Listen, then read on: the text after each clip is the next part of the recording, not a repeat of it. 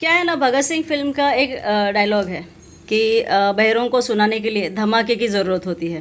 बराबर। अभी यहाँ पे क्या है ना, अपने यहाँ पे जितने भी बैठे हैं ना सत्ता में, वो सारे बहरे हो चुके हैं। क्योंकि लोग भी जनता को रिप्रेजेंट ही करते हैं ना। हम लोग गुंडे हैं क्या? हम लोग आतंकवादी है क्या है? मतलब हम लोग भी एक पार्टी है जो हम लोग यहाँ पे जनता के लिए खड़े आज। नमस्कार, मैं अदिति सिंह हाजिर हूँ एक बार फिर आप सभी के सामने। इस वक्त हम एक ऐसी महिला के साथ उपस्थित हैं जो कि मनसे से सीधे तौर पर ताल्लुकात रखती हैं। जी हाँ, जो कि मीरा रोड से शहर उपाध्यक्ष हैं, जिनका नाम है रेशमा तपासे। आइए जानते हैं उनसे उन सारे विषय के बारे में, उन सारे विषय पर उनसे बात करेंगे जो कि उस दिन वसई के वसंत नगरी मैदान में उद्घाटन के दौरान हुआ था। मनसे के 2 कार्यकर्ताओं को मैदान से खदेड़ दिया गया था और पुलिस द्वारा वहां से उन्हें खदेड़ते हुए उन पर अपशब्दों का भी इस्तेमाल किया गया था। सबसे पहले तो नमस्कार रेशमा जी। मेरा आपसे पहला क्वेश्चन ये रहेगा कि जो भी उस समय हुआ था, हालांकि वो तो सब हर किसी को पता है, लेकिन उस विषय पर आपका क्या कहना? आपको ऐसा क्यों लगता है कि वो पीआई की गलती थी, या जो भी है आप लोग मन से पूरी तरह से आक्रामक क्यों हो गई है इस विषय पर? सबसे पहले सबको मेरा नमस्कार। मन से आक्रामक पुलिस के लिए नहीं हुई है। पुलिस का हम लोग हमेशा रिस्पेक्ट करते हैं। राज साहब वैसे हमें एक शिकवण जो बोलते हैं ना, वो हमें बोला गया है कि पुलिस की हमेशा रिस्पेक्ट करना चाहिए। लेकिन उस दिन जो पीआई राजेंद्र कांबले ने जो किया वो सरासर गलत था। क्योंकि वो किसके लिए काम करते हैं? सत्ताधारी के लिए। क्योंकि हमारे जो लोग थे, हमारे पार्टी के जो कार्यकर्ता थे, अगर कोई समस्या लेके आयुक्त के पास जाना है, उनको मिलना है, तो वो टाइम नहीं दे रहे। उन्होंने गलत क्या बोला था? खाली आयुक्त वेड़ दिया, इतना ही शब्द बोला था। उसके बदले में क्या किया पुलिस ने उनको मारा, जितना बेइज्जत किया उनको। गाली देना पुलिस को शोभा देता है?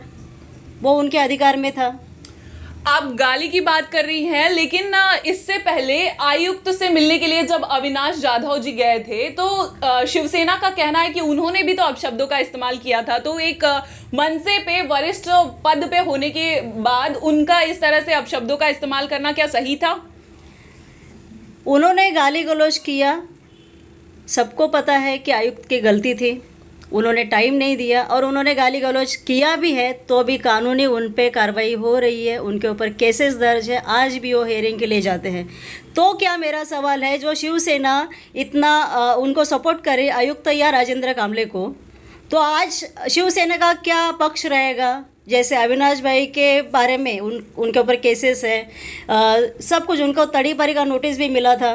तो राजेंद्र कांबले के बारे में क्या करेंगे? गाली देना गलती है, ये मैं बोलूँगी, लेकिन राजेंद्र कांबले के बारे में उनका क्या अभी निर्णय है? उन्होंने कहा कि राजेंद्र कांबले तो उस समय ड्यूटी पे थे और वो बकायदे अपनी ड्यूटी निभा रहे थे उस समय, लेकिन अविनाश जाधव एक उच्च पद पे होने के बाद क्या उन्हें शोभा देता है? उन्होंने बकायदे एक वीडियो क्लिप दिखाते हुए मीडिया से बातचीत के समय उन्होंने कहा है कि अविनाश जाधव ने भी गाली दी है। तो अगर मनसे के कोई भी कार्यकर्ता या मनसे द्वारा कुछ भी ऐसा कदम उठाया जाता है आक्रामक, यानी कि जैसे आप लोग मंगलवार को आने वाले हैं वहां पर महिला अघाड़ी के साथ में वहां पर आंदोलन लेकर उतरने वाले हैं, अगर निलंबन नहीं हुआ तो शिवसेना की तरफ से भी कुछ ना कुछ जरूर कदम उठाया जाएगा। जरूर उठाइए। क्या है ना, ये राजनीति पार्टी है, शिवसेना हो या मनसे हो, आज वो सत्ता में, कल हम लोग भी आ सकते हैं। राजनीति पार्टियां कभी किसी के ऊपर कुछ बोलती है, कभी इसका नहीं। लेकिन जो पीआई राजेंद्र कांबले, जो वो अभी पुलिस वालों को साबित करना है कि पुलिस एक स्वतंत्र सेल के रूप में काम कर रही है या सत्ताधारी के लिए काम कर रही है, या पुलिस का रोल है। राजनीतिक अविनाश भाई की गाली गलौज या रिकॉर्ड है कि जितनी भी पार्टी है आज पूरे भारत में काम कर रही है, सब ने कुछ ना कुछ कहा है। इसका इतना बड़ा इशू नहीं है, लेकिन जो पुलिस का जो सेल है वो हमारे समाज में या अपने जो घटना है उसमें एक बहुत बड़ा स्तंभ है, पिलर है। तो उनको ये जो पब्लिकली कर रहे हैं ना, ये गलत है और इसके ऊपर एक्शन होना चाहिए। आज हमारे कार्यकर्ता के लिए किया, कल किसी के भी, मतलब इसके पहले भी किया होगा। इसके ऊपर अंकुश लगना चाहिए। ये क्या है ना, पुलिस वालों के लिए एक गलत पायंडा पड़ रहा है कि कोई भी आओ कार्यकर्ताओं को, आज हमारे कल कोई सामाजिक संस्था भी जाएंगे न्याय मांगने के लिए, उनको भी गाली गलौज देंगे लोग।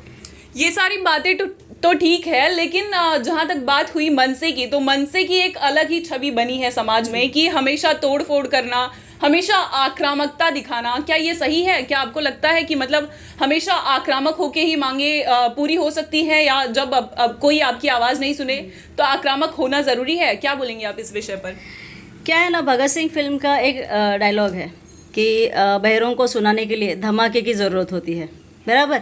अभी यहाँ पे क्या है ना, अपने यहाँ पे जितने भी बैठे हैं ना सत्ता में, वो सारे बहरे हो चुके हैं। क्योंकि आपको पता है कि अभी इतने सारे प्रॉब्लम चल रहे हैं, इतने सारे इश्यूज है। जैसे लाइट बिल का, जो हमारे सन्मान्य राज साहब इतने टाइम से फॉलोअप कर रहे हैं कि लोगों के पास काम नहीं है, पैसा नहीं है, आप बिल जो है वो कम करो, वो नहीं कर रहे। लोगों के घर में रोटी नहीं है, लोगों को काम नहीं, जिनके जॉब थे वो छूट गए। आप किसानों की हालत देख रहे हो, अभी जो भी न्यूज़ आप कवर कर रहे हो आपको पता है। इसमें गवर्नमेंट, केंद्र सरकार हो या राज्य सरकार, क्या कर रही है? अभी इसके लिए कुछ ना कुछ तो करना पड़ेगा ना। अगर सामान्य लोगों की बातें अगर हम लोग पहुंचाने की कोशिश कर रहे हैं, उसके ऊपर गवर्नमेंट अगर कुछ ध्यान नहीं दे रही है, कुछ उसमें सॉल्यूशन नहीं निकाल रहे, तो हमें कुछ ना कुछ करना पड़ेगा। तो फिर अगर टूटेगा तभी उनके कानून तक आवाज़ पहुंचेगी ना। तो क्या उसका एकमात्र जरिया ये तोड़फोड़ करना ही है?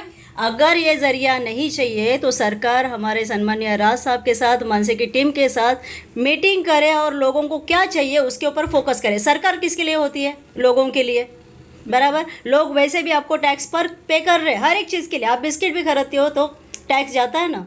तो लोगों के बारे में कब सोचोगे? कोविड में वैसे भी आपको पता है सब लोग घर के अंदर है, अब भी लोग बाहर निकल रहे हैं, लेकिन कितने सारे ऐसे यंग बच्चे जिनके जॉब निकल गए, कितने सारे। अभी गवर्नमेंट ने एक रूल भी बनाया कि 50 के बाद आप गवर्नमेंट का एम्प्लॉय काम पे नहीं आएगा, वो रिटायरमेंट ले लेगा। आपको पता है ये सारे।